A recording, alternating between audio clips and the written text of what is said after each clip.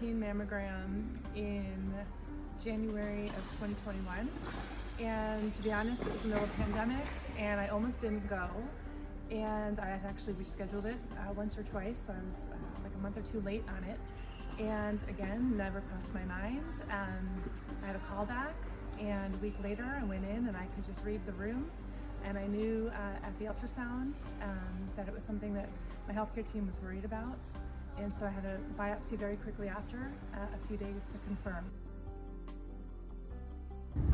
I was diagnosed 12 years ago. I was at my annual GYN appointment and my doctor was doing a breast exam and found a lump in my right breast. She asked me if I knew it was there. I said no. I had had my yearly mammogram about a month before that and it was read as negative.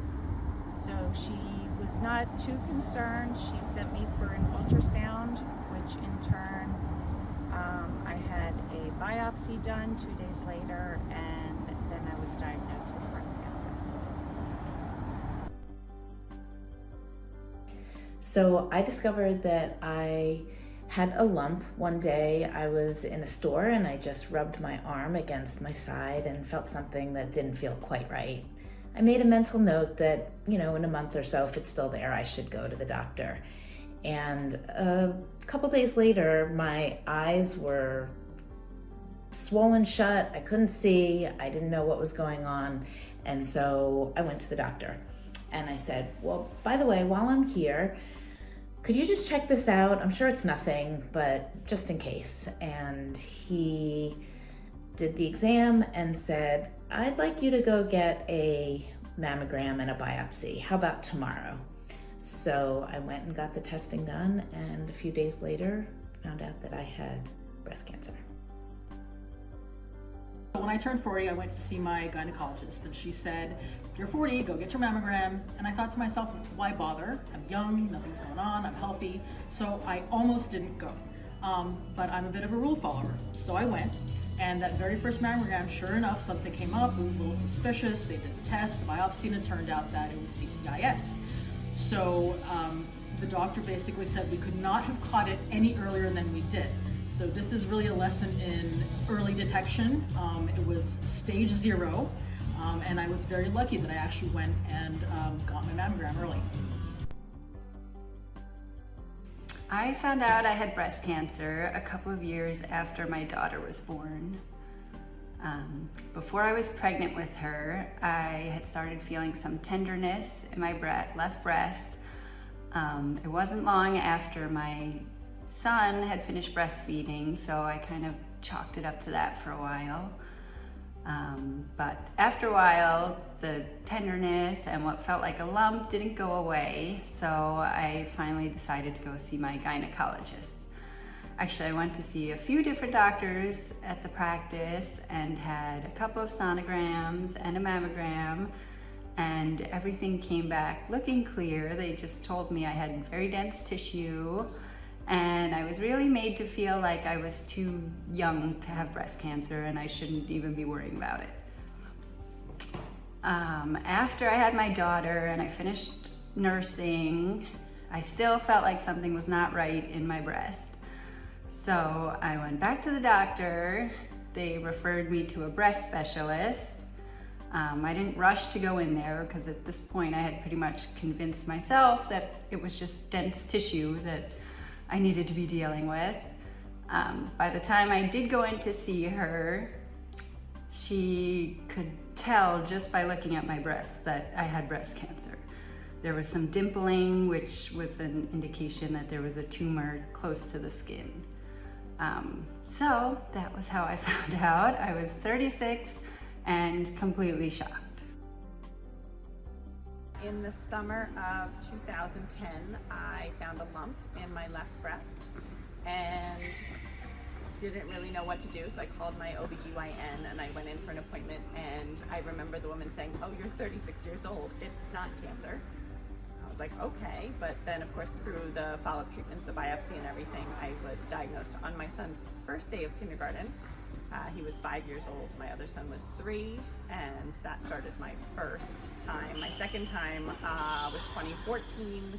Thankfully I have a very, very thorough oncologist who found a firm lymph node in my left armpit in a follow-up appointment, and immediately got me back on track for going through it a second time and on the road to recovery. Back in 2014, I was 45 years old. I went to my routine mammogram, and actually, interesting story, I was one of the first people in Delaware County offered a 3D mammogram. So with the 3D, you get the regular, 4 shots, and then this thing shoots over you, and it provides some extra shots. Anyway, the next day I get a phone call. My regular mammogram showed nothing, but thank God I got that 3D, because on the 3D they found curious spots. So that's how the good old 3D mammogram.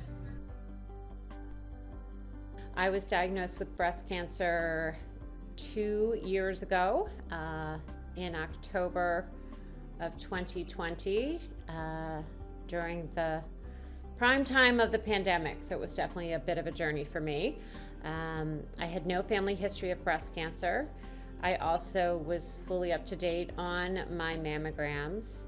I actually had a mammogram 10 days prior to finding my lump, and that mammogram showed me to be cancer-free. So how did I end up with cancer then? So I was taking my middle son to his freshman year at Clemson, and we were going out to dinner before we left him in the morning, and I jumped in the shower, and while in the shower I felt something a bit uncomfortable sort of under my armpit on the side of my chest, and when I reached for it, it definitely felt like a lump. I was concerned. I asked my husband to feel it. He said, yeah, it feels like a lump, but I don't think it's any big deal. You just had a clear mammogram. And I tried to put it out of my mind and reassure myself that everything was fine, but in my heart of hearts, I felt like something was definitely wrong. I jumped on it. As soon as I got back in town, I made an appointment with my GP. She tried to be reassuring, but also felt that we should take it to the next step, which led to a series of procedures and doctors who ultimately confirmed that I did in fact have breast cancer. So my experience taught me that you really have to be your own self-advocate. You have to listen to your gut. You have to trust yourself. And you have to follow up when you think something may be wrong. I was incredibly fortunate to have found it myself. I might have been having a whole different conversation if I had waited another full year to my next mammogram. So please, please, please listen to yourself, listen to your body, and do what you know you need to do to take care of yourself. My breast cancer was picked up on MRI with contrast after a mammogram.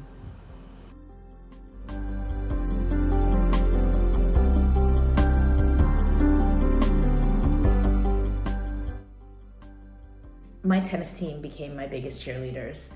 They brought me this huge basket right before I started treatment filled with all kinds of self-care items, from toothpaste I might need during chemo to cream I might need during radiation, to videos to watch, books to read, all kinds of things. It was really sweet.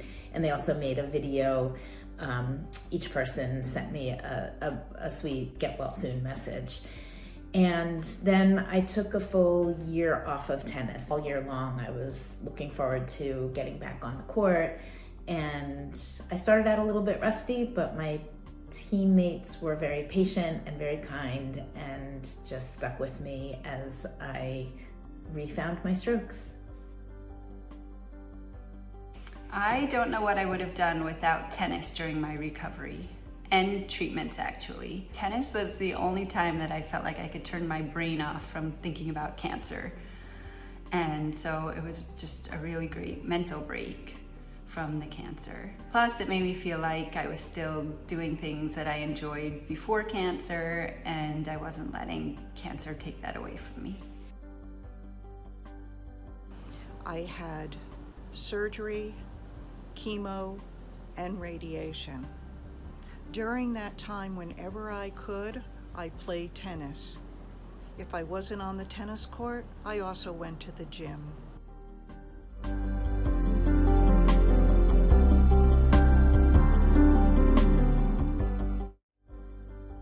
I think there's a misconception about breast cancer once you receive some treatments that you're done with it. And I think that women should understand that the journey is not linear. It takes several twists and turns, and that I'm just prepared and ready to tackle whatever else comes my way. I would share that it's not an easy path. Having gone through it twice, I was a little frustrated the second time because I'd been very aggressive the first time, so to have it come back was really hard. I think it's important when you're going through treatment to say yes to the offers of help. People want to help, they don't always know what to do, so when they offer the ride or the meal or whatever it may be, it's great to say yes and just relieve a little bit of the burden of other things that are going on while you're going through that. I think about this a lot, and I think the biggest thing for women is fear, and fear is so much worse than what the reality is. You know, don't be scared to get that mammogram and find out something. If you get diagnosed very early, like me, your prognosis is great. And, you know, I think that's the biggest thing. Don't be afraid. It's not as bad as you would possibly think it is.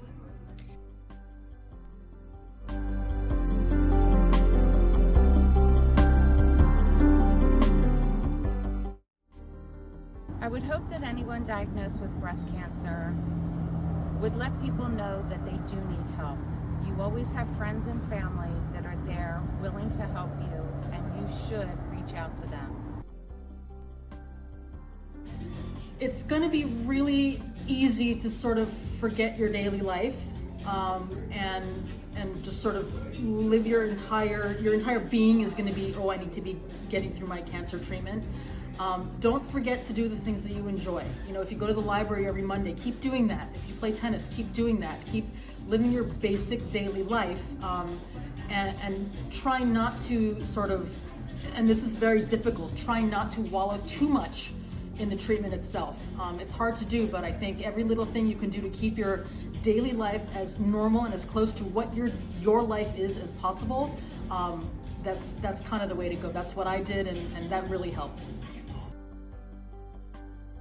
The early stages, in my experience, were the hardest part.